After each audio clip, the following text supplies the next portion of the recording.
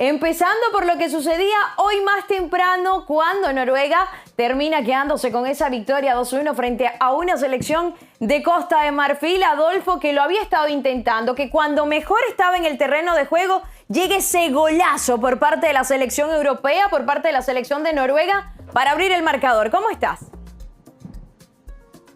Hola a todos, ¿todo bien?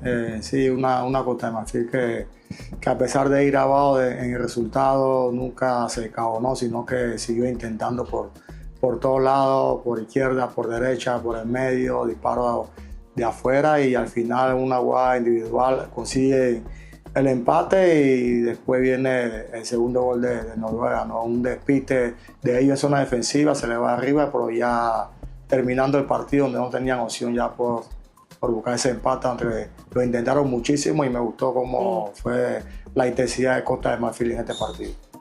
Sobre todo en esa última parte, Meli, que con un tiro libre, a ver, y por supuesto el talento y quizás la reacción por parte del arquero de Noruega, ese partido no se va incluso, si quieres, a la larga, porque iba a ser el empate claro sobre el final del partido, pero una Costa de Marfil que lo intentó, que si bien fue ese equipo que terminó cediendo la pelota, por momentos lo intentaba, estaba acechando el área rival de una manera bastante insistente, te diría.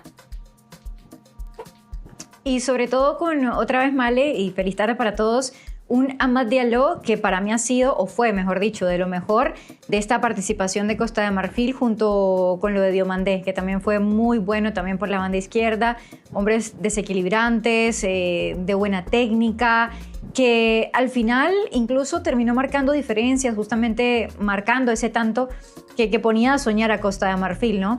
Yo creo que fue un partido muy parejo en términos generales, más allá que Costa de Marfil quizás lo intentó un poquito más, pero muy llamativo y de estilos distintos, ¿sabes? O sea, cuando veías a jugadores rápidos, habilidosos de Costa de Marfil y de repente ves la potencia de un jugador como Erling Haaland para la selección noruega, fue un duelo muy interesante que nos dejó estos 16avos de final, pero bueno, al final justamente un jugador como Erling Haaland termina marcando diferencias. Sobre todo eso, a ver, y significa, Gio, las buenas tardes para ti también, la primera selección europea en clasificar a los octavos de final, después de lo que sucedió con Países Bajos, después de lo que sucedió sorpresivamente con la selección de Alemania. Termina Noruega finalmente poniendo ese sello por parte de la UEFA, consigue una victoria sobre el final, pero una Noruega bastante incómoda, te diría, y hay que pensar en el rival que va a tener más adelante también.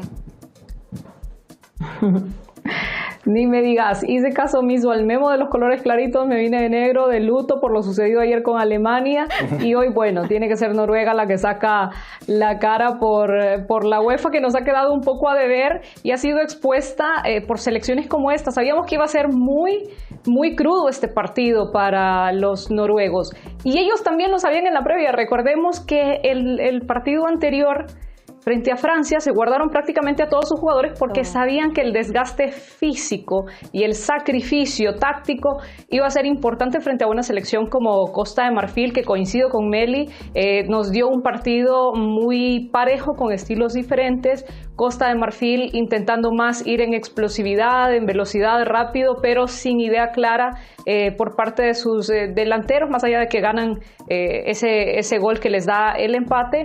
Y los noruegos un poco más cabeza fría, estructurados en ese último tercio de la cancha, con un delantero o dos, como el caso de Sorloth y de Erling Haaland, que aunque había tenido Haaland algunas opciones en la primera parte, no había podido concretar y se eliminaba un poco frustrado. Al final termina empujando la pelota y dándole ese gane a su selección, que hoy sí fue acompañada nuevamente de su afición, pero en esta ocasión sí le honraron, ¿no? Compitiendo y sabiendo que había que sacar pues el rival que venía adelante, que era un rival muy digno y complicado como Costa de Marfil.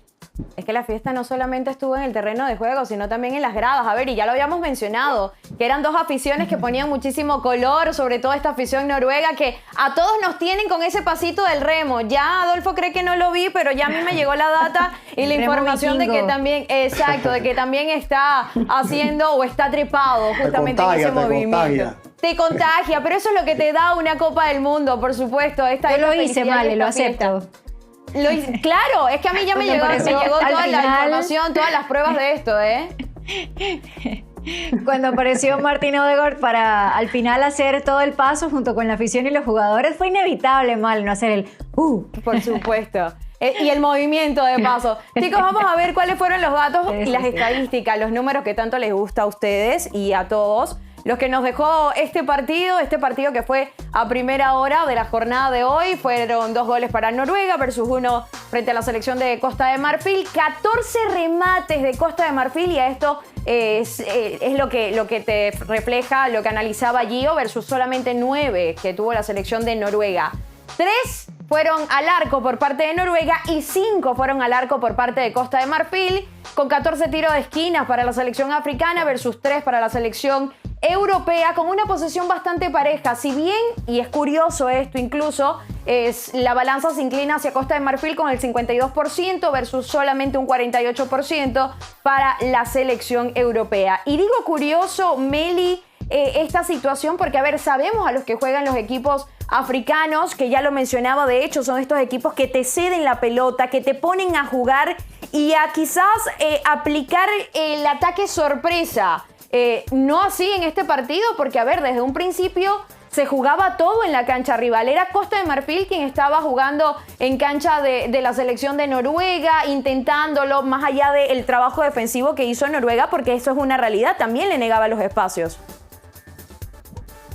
Sí, yo creo que eso, porque al final trataban de trabajar en ese bloque bajo, siendo muy ordenados. Yo dije una palabra y yo creo que refleja mucho lo que es esta selección: fría. O sea, no, a veces es hasta difícil ver las emociones, ¿sabes? De muchos de estos jugadores, pero que tratan de tener la cabeza muy fría, de estar muy concentrados, de ser muy ordenados y de apelar a hacer daño con las herramientas que tienen. Pero la selección más vertiginosa en el campo, sin duda alguna, fue la de Costa de Marfil. Solamente que no pudieron consolidarlo en goles a pesar de esas llegadas que generaron peligro, ¿no?